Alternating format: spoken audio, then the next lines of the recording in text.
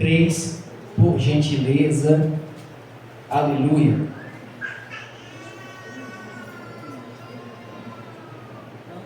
Diz assim o texto do 1 até 8. Há tempo para todas as realizações e ao momento certo. Aleluia. Há tempo para todas as realizações, há um momento certo. Existe sempre um tempo apropriado para todo o propósito debaixo do céu.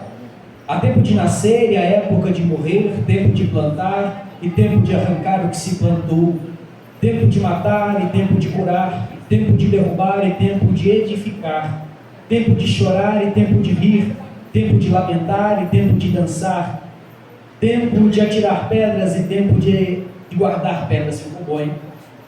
Tempo de abraçar e tempo de afastar-se de abraçar, tempo de buscar, tempo de desistir, tempo de conservar e tempo de jogar fora, tempo de rasgar e tempo de costurar, tempo de ficar quieto e tempo de expressar o que se sente, tempo de amar e tempo de odiar, tempo de lutar e tempo de estabelecer a paz. Amém? Aleluia.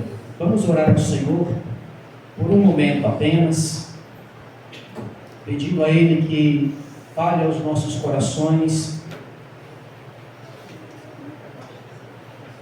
Fale aos nossos corações, ouça aquilo que nós... Responda às nossas orações e fale aos nossos corações para que nós possamos entender qual seja a vontade do Senhor para nós. Amém? Aleluia. Feche os seus olhos apenas. Querido Deus, eu te peço nesse momento que nós possamos estar com o coração aberto para receber aquilo que o Senhor preparou para nós. Pai, que todo ladrão de atenção seja derrubado, Senhor, e repreendido aqui neste momento. E que apenas, Senhor, os nossos corações sejam cativos à Tua palavra. Querido Deus, em nome de Jesus, usa, Senhor, o pregador nessa noite. Senhor, e que os nossos ouvidos estejam, Senhor, abertos para receber a boa palavra do Senhor.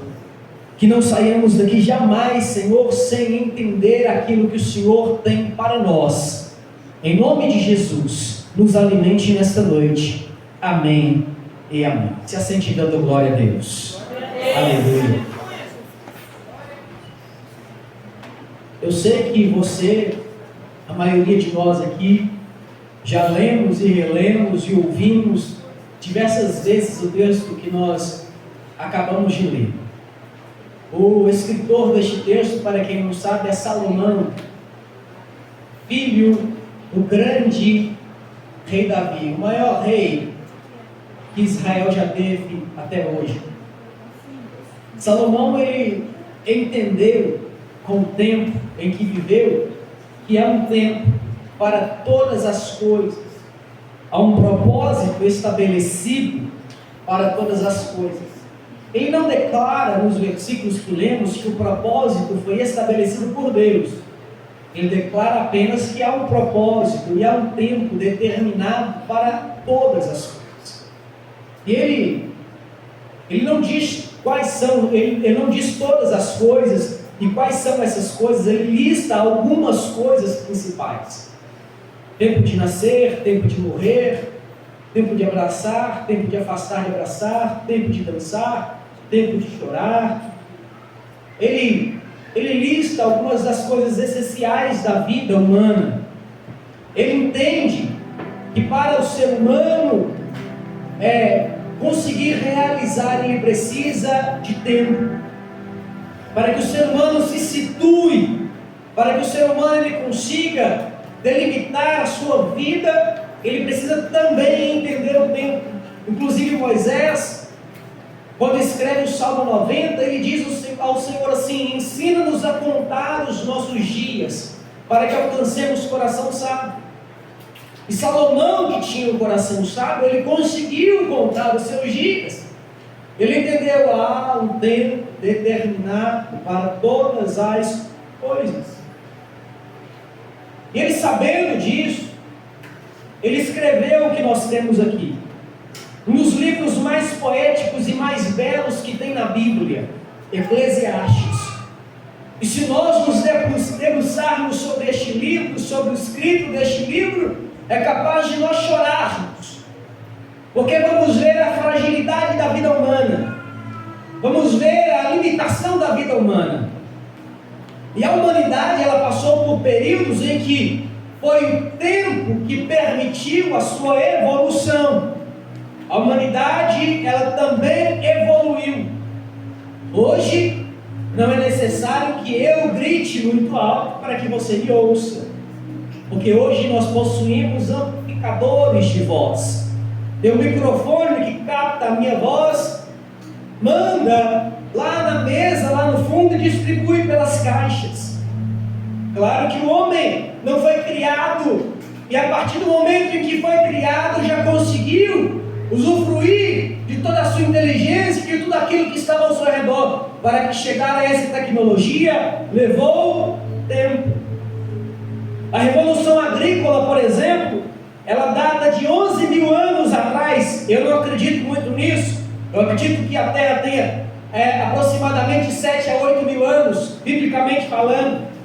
Mas o homem insiste em dizer que é a Evolução Agrícola. O que é a Evolução Agrícola?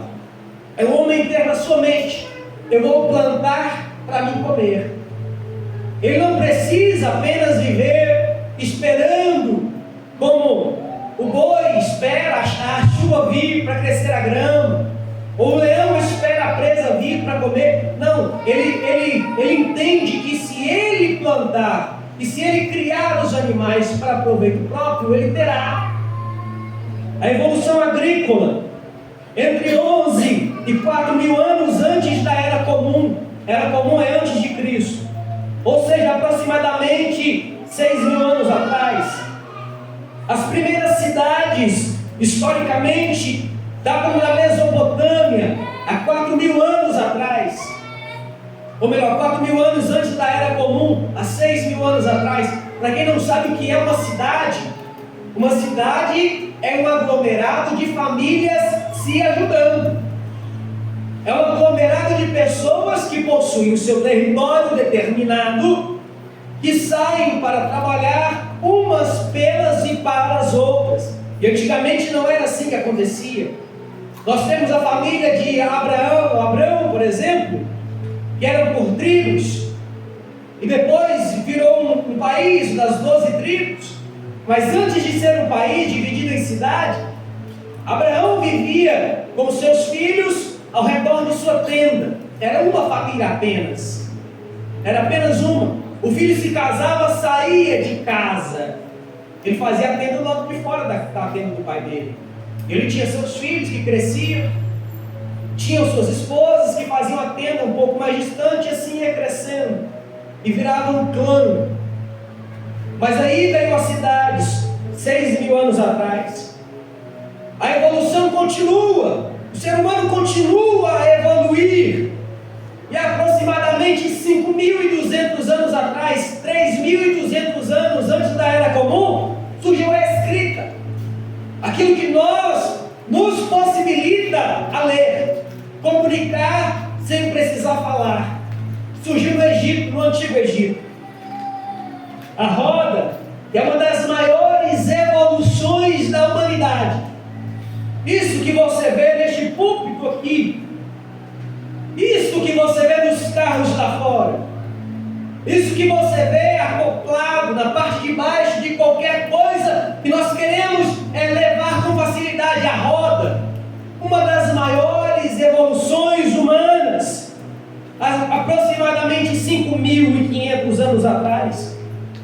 Há coisas tão simples que foram criadas quando o tempo foi passando, porque teve um tempo para cada coisa. A invenção do prego, por exemplo. Você já parou para pensar quando que o prego foi inventado? Aproximadamente 2.500 anos antes da Era Comum, antes de Cristo. Aproximadamente 4 mil anos. O prego possibilitou a construção de casas e possibilitou que famílias tivessem telhado. Uma coisa tão simples para nós hoje. Porque o tempo passou, nós fomos agraciados com a evolução. A evolução, a possibilidade da tecnologia ser transformada. Nós temos também a penicilina, que foi criada em 1920, ou melhor, descoberta em 1928. Para quem não sabe, a penicilina descoberta por Alexander Fleming, ela é a base para a maioria dos remédios.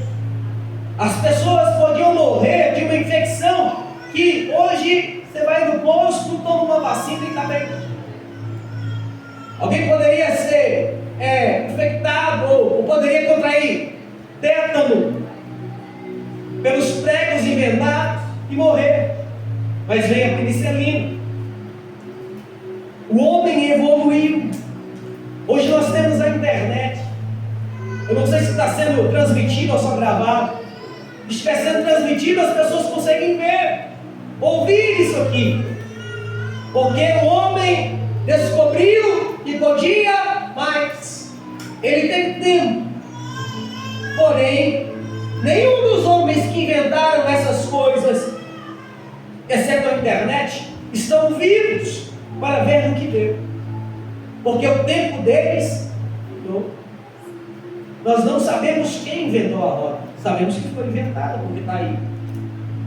Provavelmente o homem que inventou a roda não imaginaria aonde iria chegar. Talvez ele fora criticado. Isso aí não serve para nada. Mas hoje nós sabemos que serve para nada. O primeiro homem chegou com o prego, inventou do prego, e alguém disse: isso aqui é inútil. O que eu vou fazer com isso? Mas hoje, até hoje, nós usamos.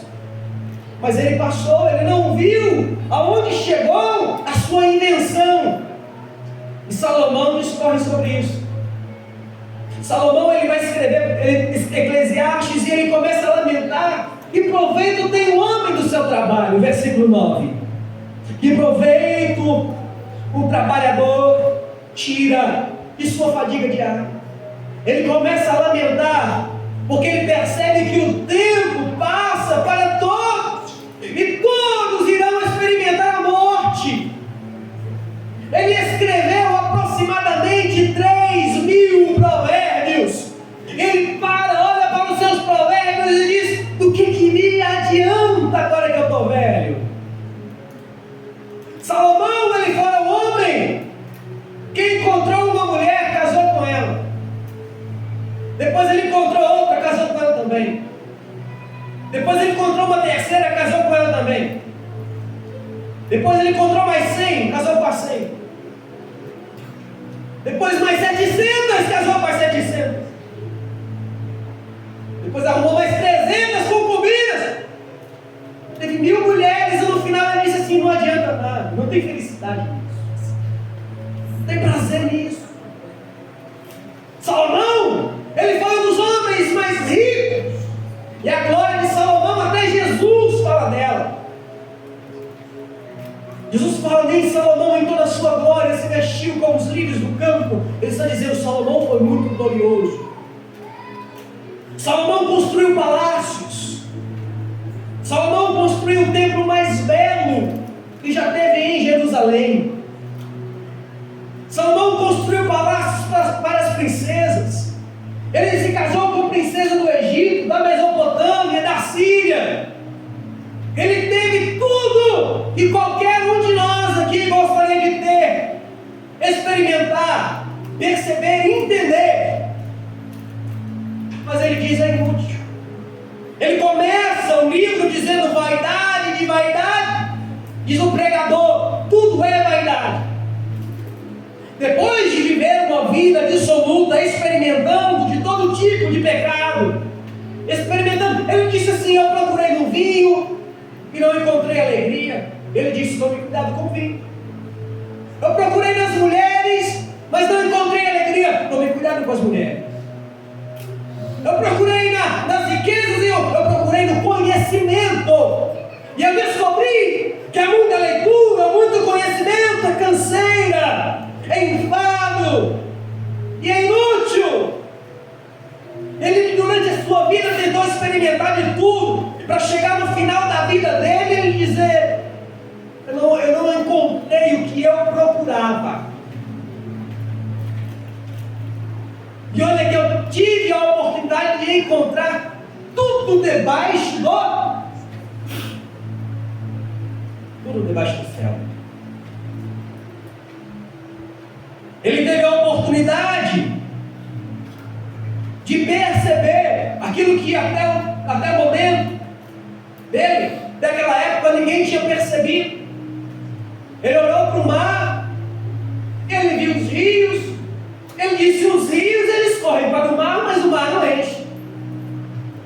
E eles voltam a correr. Ele entende que agora tem a água do mar, ela passa por debaixo da terra e volta a correr como se fosse um rio. Ela é filtrada, tira o sal da água, a terra filtra a água, tirando o sal, tornando ela limpa para beber. Salomão entendeu, ele teve tempo, ele pensou, até que descobriu a verdade. Ele olha para si, ele olha para o externo, ele olha para uma lagartixa na parede e diz assim, em Provérbios: a lagartixa está no palácio do rei. Como quem diz: veja, o palácio do rei tem tão pouca importância, a lagartixa nem sabe onde é que ela está. Isso aqui vai acabar também. Ele começa a entristecer porque ele não encontra aquilo que a alma dele precisava. O tempo para todas as coisas. O tempo para descobrir que aquilo que precisamos não está debaixo do céu, está em cima. Salomão não viu isso, porque ele era um homem, como homens somos limitados. Ela mostra que está tentando chegar lá em cima, mas ele só vai encontrar poeira espacial. Yuri Gagarin foi o primeiro homem a sair da órbita da Terra. E ele blasfemou, ele disse assim: eu cheguei aqui em cima dos céus. Na verdade, quando ele voltou para a Terra, ele disse: eu fui até o céu. E pasmem, eu não vi Deus lá. Ele disse isso. Ele estava procurando no lugar errado. Salomão não encontrou aquilo que está diante de nós nessa noite. O que Salomão precisava era o mesmo que Jó clamava. E Jó disse assim: ah, se tivesse alguém que fosse meu advogado com Deus, para advogar a minha causa, porque eu não posso chegar até Deus. Ah, se tivesse um que se interpusesse entre eu e Deus e clamasse em meu favor para Deus. No Antigo Testamento eles procuravam, e no Novo fora revelado aquilo que precisavam. Antigamente os homens sabiam que precisavam, mas não tinham. Hoje nós podemos ter, mas às vezes não queremos. Hoje nós vemos que está à nossa disposição, para não perder o tempo que nos é tão precioso, porque nós vamos envelhecer, jovens, se chegarmos até lá. Daqui a 100 anos, nenhum de nós, salvo talvez a bebezinha, alguns mais novos talvez estejam aqui daqui a 100 anos, já terão mais de 100. Eu sinceramente não quero estar aqui daqui a 100 anos, eu não sei como é que vai estar, velho demais, não sei você. Nós não estaremos aqui, o tempo para nós vai passar.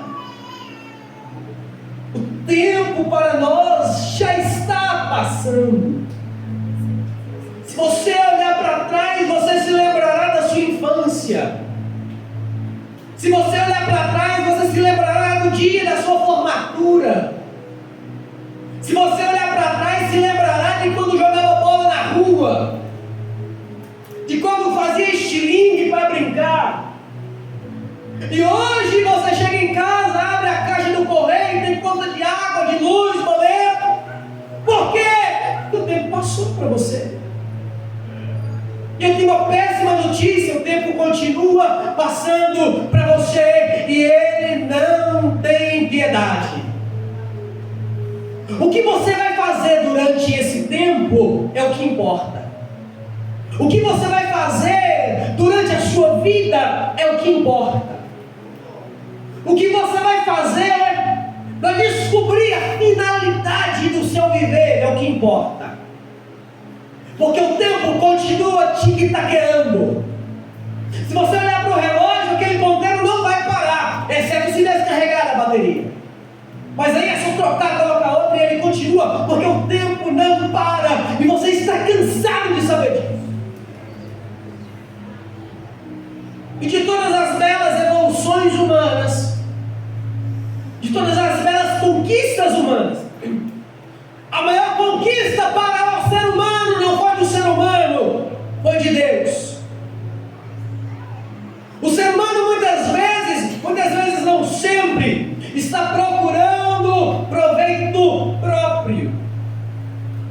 O ser humano, dia após dia, nós, eu e você, estamos procurando uma forma de ser felizes. A maioria de nós somos hedonistas. A maioria de nós se preocupa com eu, com o ego, e como eu serei feliz. Se na minha doação eu consigo mais, então eu dou. Se eu não consigo mais, então eu não vou doar. Se no meu dízimo eu sou próspero, então eu vou dizimar. Porque se a Bíblia não me prometesse prosperidade, eu não faria. Porque eu quero bem para. Mas nós temos um belo exemplo de alguém, o ser mais sublime de todos, que é Deus. Aleluia. Ele, subsistindo em forma de Deus, não teve como usurpação ser igual a Deus. Mas a si mesmo ele se esvaziou, se humilhando até a forma de ser. Glória a Deus, aleluia. Aleluia. Durante toda a vida de Jesus, e também teve tempo, também foi bebê, também foi criança, também foi adolescente, também foi jovem, também foi adulto. Ele viveu uma vida para agradar a Deus. Salomão procurava algo que o alimentasse, que fizesse com que ele parasse de pensar apenas em si mesmo e vivesse uma vida de paz e alegria. Mas ele não encontrou, porque ele continuou pensando em si mesmo, enquanto procurava a paz e a alegria, mesmo tendo tudo, ele não encontrou nada. Mesmo podendo tudo, porque ele era o rei, ele não conseguiu fazer nada por sua alma, ele também morreu. E o dia da nossa morte pode estar mais perto do que imaginamos. O dia em que se reunirão em nosso redor, e lamentarão, prantearão, e nós já não enchemos o nosso pulmão com oxigênio, pode chegar a qualquer momento. Aleluia. O que vamos fazer depois disso já não terá mais tempo. Porque o tempo para realizar todas as coisas acabou. Mas o tempo para encontrar o Filho de Deus se chama hoje. Glória a Deus. Glória. Salomão não sabia disso, porque se ele soubesse, ele teria escrito. Ele disse: há tempo para viver, há tempo para morrer, há tempo para nascer, há tempo para comer, há tempo para isso, há tempo para aquilo. Mas ele não colocou que há tempo para conhecer a Deus. Porque se ele soubesse que o tempo para conhecer a Deus é todo o tempo que temos. Não é depois que fizermos a faculdade, não é depois que nos casarmos, não é depois que abrir a empresa, não é depois de aposentar, é agora. O tempo de conhecer a Deus é hoje, é agora. Para que nós possamos viver uma vida plena e encontrar a paz que o nosso coração procura, que não será encontrado em relacionamento, em dinheiro, em bens, em nada nesta vida. Eu quero finalizar essa mensagem, eu quero contar para você uma história. Essa história, ela tem várias formas de ser contada, várias versões, mas tem uma em especial que eu gosto. Dizem que um homem na Alemanha, um senhor já de idade na Alemanha, riquíssimo, um dos homens mais ricos da Alemanha, no século passado, vivia ele e seu filho, o único herdeiro que tinha. E eles eram apaixonados por obra de arte. Eles tinham todo tipo de quadro, de todo tipo de pintor. Os mais famosos: Da Vinci, Picasso. Todos os quadros mais famosos estavam ali. Esculturas.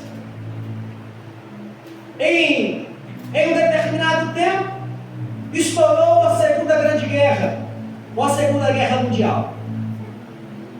Tendo estourado a Segunda Guerra Mundial, aquele que nós conhecemos como Hitler começou a perder muitos soldados e começou então a recrutar os mais jovens.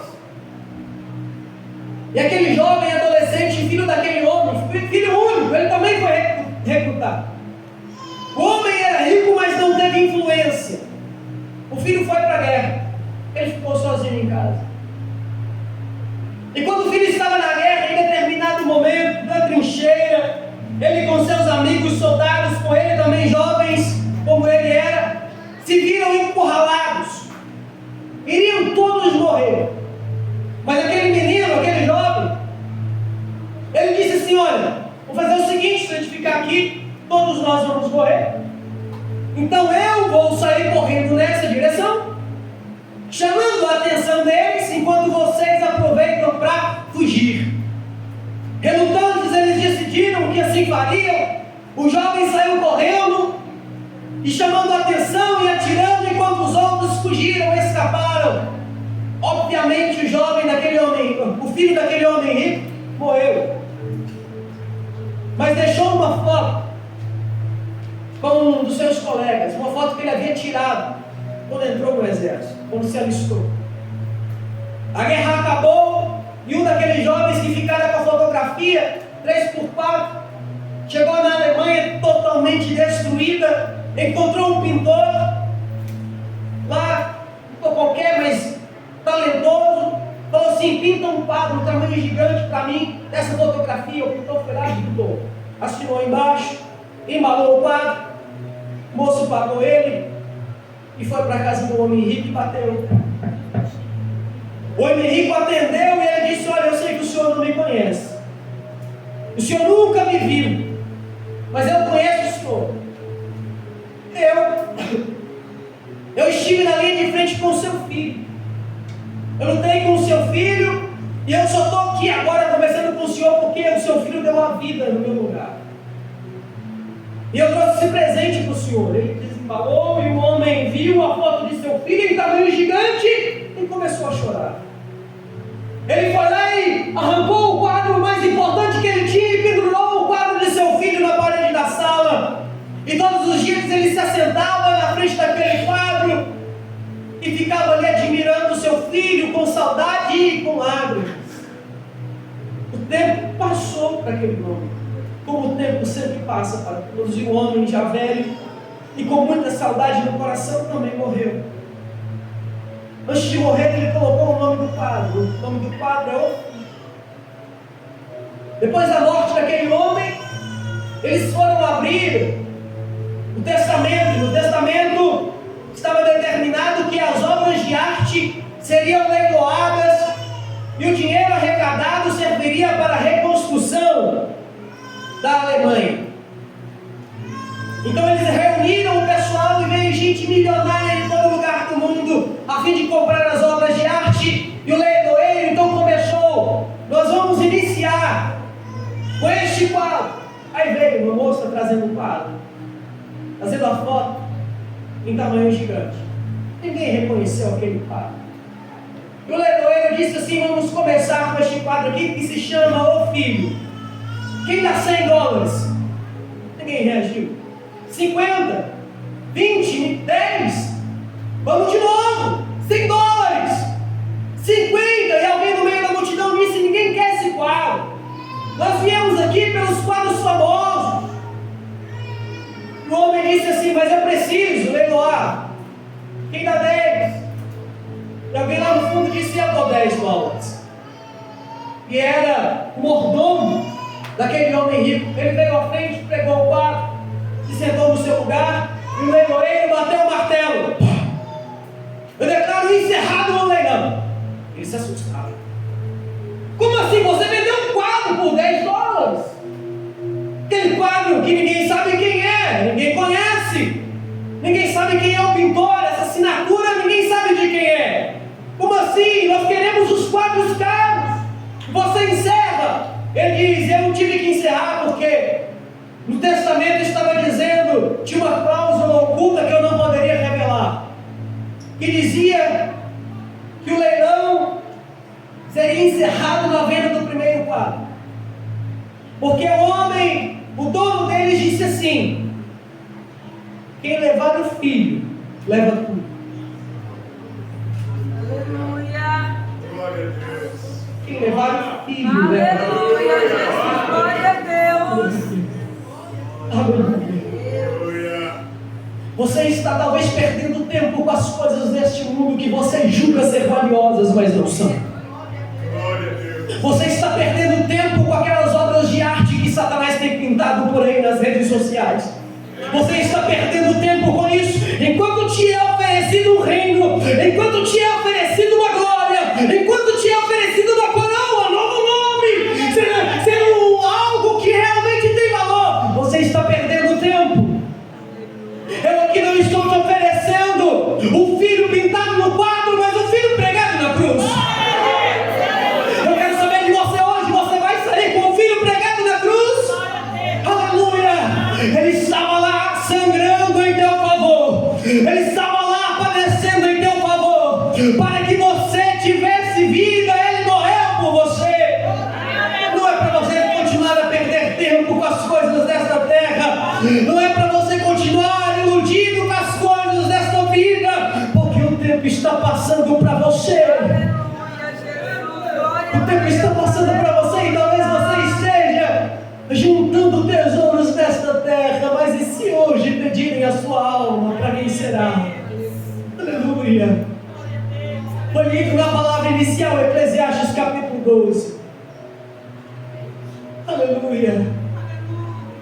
Lembra-te do teu Criador nos dias da tua mocidade, antes que venham os maus dias. Salomão está falando de dias em que nós envelheceremos, mas a verdade é que nem nós vamos envelhecer. Alguns rostos aqui que serão velados antes de criar cabelo branco. Meu Deus! Desperta, jovem. E você que já é de idade, já está velho, desperta também. Se coloque de pé em nome de Jesus, eu quero orar com vocês. Oh, aleluia. Aleluia, aleluia, aleluia. Que o Espírito Santo de Deus desperte a sua vida. Que o Espírito Santo de Deus revele para você o valor que tem o filho. Aleluia.